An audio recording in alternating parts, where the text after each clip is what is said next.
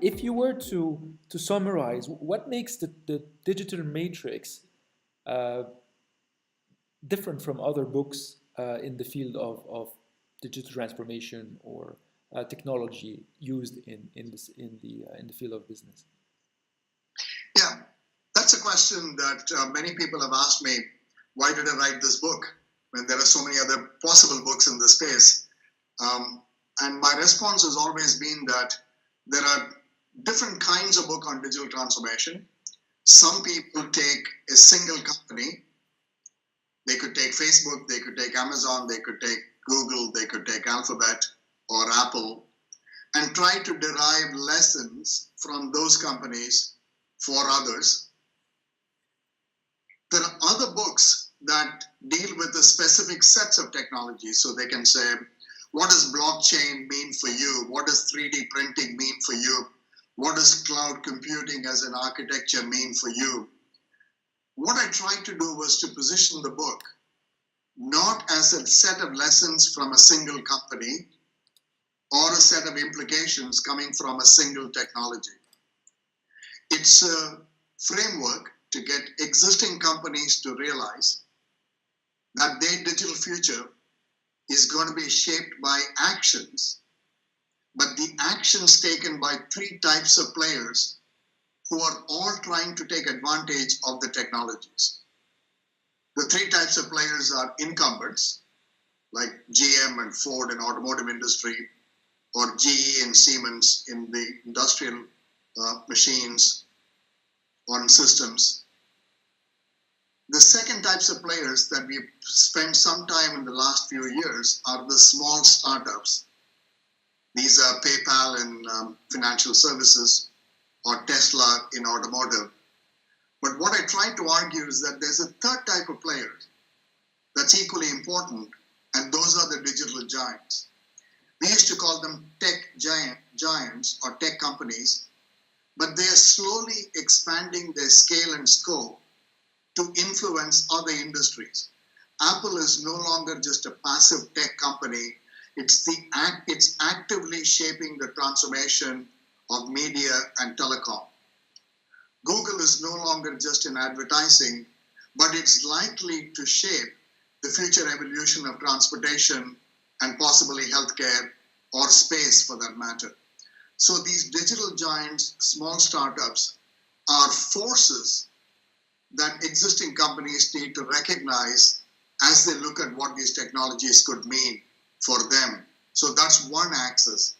And on the other axis, I talk about the continuous cycle of transformation from innovation, disruption, and reinvention. Some companies innovate, and those innovations, if they're truly important, will disrupt status quo. And because of the disruption, we need to reinvent our business models, reinvent our strategies, reinvent our organizations, reinvent our culture. And that cycle is getting faster and faster.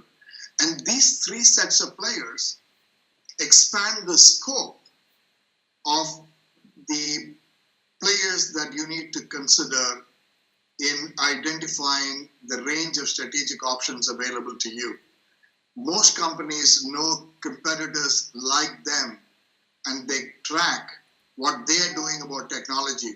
So GM may be tracking Ford and Daimler and BMW and Toyota, but now they got a much broader canvas of companies that they need to recognize as these companies influence digital transformation at scale, scope, and speed. Three themes that I talk about more in the book. Yeah, it's quite interesting what you're saying, that those giants are going beyond their own just purely tech field.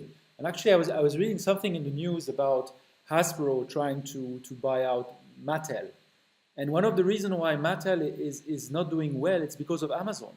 So as you're mentioning, the impact that those large tech giants are having on many different industries, because they have forays into them, is impacting basically the way business is done. And who would have thought that the Mattel would be in a tough situation because of a tech giant, because of Amazon? right? So Or you look at retailing as we know it today, and the metric that most retailers use is sales per square feet. And if you look at sales per square feet of luxury goods like Tiffany's or Michael Kors or Coach or Lululemon, these are considered luxurious brands. They've got very good stores in which people go buy their products. But the number one sales square feet company is Apple,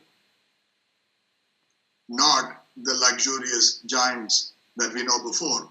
So both Amazon and Apple are influencing how we think about retail and what does it mean to experience the product and think about different dimensions of retail.